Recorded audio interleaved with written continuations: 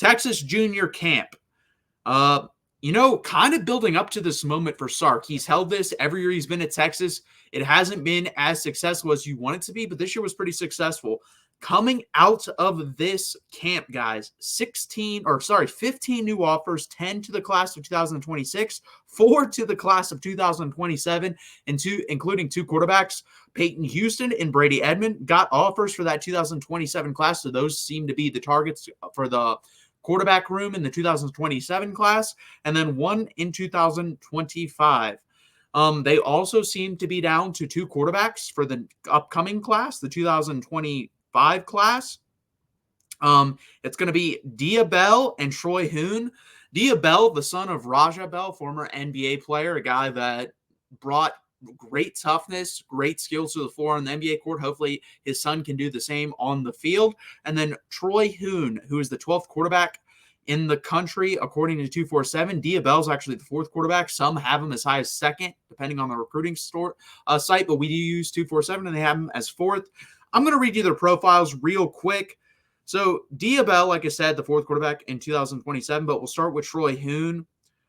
Troy Hoon, Greg Biggins, according to him, big, strong frame quarterback and looks all of 6'4", 205 pounds, which, guys, for a guy that's just going to enter his senior season is pretty big. Pure pocket passer and has one of the strongest arms in the class. Now, that's something that's a given. If Steve Sarkisian is looking at you, it's because you can touch all levels of the field with your arm. He's not going to recruit someone that can't do that. We see that with Trey Owens, who just stepped on campus, had a great spring game, and that was his first action as a freshman here on Texas.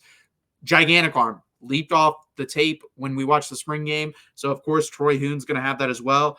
Doesn't run much, but isn't a bad athlete and shows the ability to make throws outside the pocket, rolling left or right. Has good pocket mobility and does a nice job getting his feet set and throwing on balance. Sees the field well, can get to his 2nd and 3rd reads and throws with anticipation. Can continue to improve athletically, but his game is definitely trending up, and it's easy to see why he's among the most coveted recruits in the 26th class. So that is Troy Hoon. We'll talk about Dia Bella in a second. And just so I'm pronouncing that right for the D, it's Dia, D-I-A, and then Bell, B-E-L-L, for Dia Bell, not Dia Bella. Some people, I know it's hard to tell. Very short first name with a short last name as well, so people kind of merge that. But Troy Hoon, I don't think he's going to be the guy at Texas. I think they have focused on Dia Bell so far. I would expect him to actually probably announce his commitment to Texas in a month and a half time. I bet he is committed to Texas by August 1st. Now, could be hard to keep him. He is an out-of-state guy from Florida. So when someone is out of state, it is definitely harder to keep. If you look at most transfers, guys, it's out-of-state guys. It's rare for a guy to transfer from the state he was born in from the school that's in that state. It does not happen. Most of the transfers you see are from a guy that went out of state to a school has decided, hey, I don't really vibe with this. I'm going to transfer somewhere else.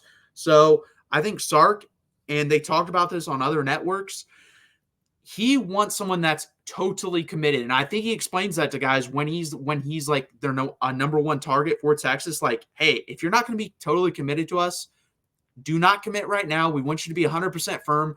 So I expect Dia Bell to take other visits, but I think he is the primary guy. Obviously, Troy Hoon is in the mix, but I don't expect, unless Dia Bell goes somewhere else, I expect Dia Bell to be the guy for Texas. And we're going to read a little bit of his scouting report. Actually, he doesn't even have a scouting report, which is surprising to me. But his high school background, guys, he also played basketball. And I think that, his dad was an NBA player. And I love guys with backgrounds in other sports. I think it's very important as a young person to play multiple sports, because different sports create different levels of athleticism in different things. I think hand-eye coordination is a big thing for baseball, and I think that can translate to football. I think being able to jump as quickly as you can multiple times in basketball can translate to the football field. Track, especially football coaches will tell you they love when guys run track. So I think it's very important to play multiple different sports, and he's a good basketball player. He's a good football player, and I fully expect him to commit to Texas. So Dia Bell is the guy I would keep an eye out on as a quarterback for future here at Texas. Troy Hoon is kind of in the background somewhere. I do think if Texas pushed hard enough, if Dia Bell does go somewhere else, he would commit to Texas. But those are the 2 names to keep an eye on. I think Dia Bell is the main focus there. we'll jump into your comments and questions. What's up, Longhorn Nation? Thank you, Jackson, for being here. Please hit that like button. Please subscribe. Jackson does a wonderful job of promoting the show. I really appreciate it, Jackson. Some other news that came out. So SEC meetings down in Destin, Florida. Texas, first time really being a part of it. A lot of stuff came out of that, guys. Coaches meetings, athletic director meetings. Chris Del Conte, calling the best rivalry in the SEC now the Red River rivalry. So Texas jumping in, cannonball right into the pool, making themselves known at the SEC meetings. A couple of the things that were discussed, along with the NCAA ruling that schools can now play athletes directly up to $20 million. Now, when I think everyone read that, guys, I think they thought, hey, every team in football can spend $20 million. You got to remember there's Title IX, and it's going to be very interesting to see how Title IX affects this, because I think if you asked every athletic director, they would say, hey, football makes the most money. Why don't we funnel, 75% of the money into football? So what is that? About 15 and a half to $16 million, something like that. 15 to $16 million. $15 million into football. But can you do that? Because you also have to put money into women's sports, I believe, if I'm right on Title IX. This is going to be interesting. There's going to be a lot of court cases coming up, but we do know that you can have up to $20 million. We'll see how that gets divided. Now, in the SEC meetings, that brought along where the coaches and athletic directors met about roster size.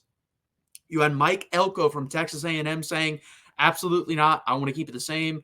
You had Steve Sarkisian have a lot of interesting comments at the podium, basically where he said, hey, the NFL has a lot of stuff like this figured out. I think we should copy a lot of their mold, copy their path going forward in some of these things, some of these aspects.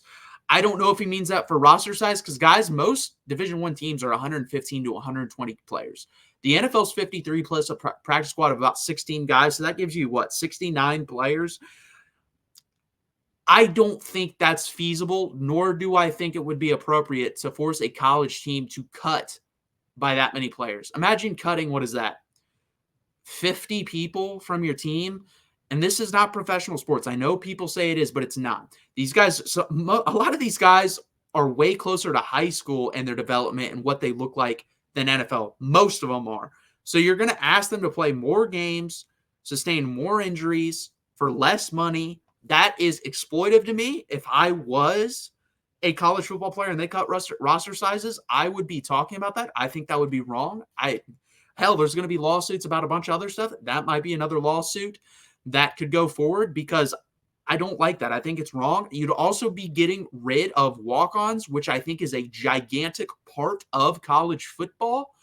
So I personally believe if roster sizes were to be trimmed, I think scholarship-wise, maybe if you want to knock it down from 85 to 80, I think most coaches would be fine with that. But I personally believe it should be about the same. I think you should stay between 80 and 85 players. Anything more than that's ridiculous cut to me. And it would hurt the athletes. It would hurt the coaches. And it would physically actually hurt the athletes. I think you'd see a lot more injuries. You would not be able to practice as much either. If you notice about the NFL, they do not practice. They rarely go pads on and hit each other because of that reason. You don't have that many bodies. You have to stay healthy. A lot of the times it just turns into a war of attrition. And I'm going to let you guys know this. This would hurt smaller schools more. It would.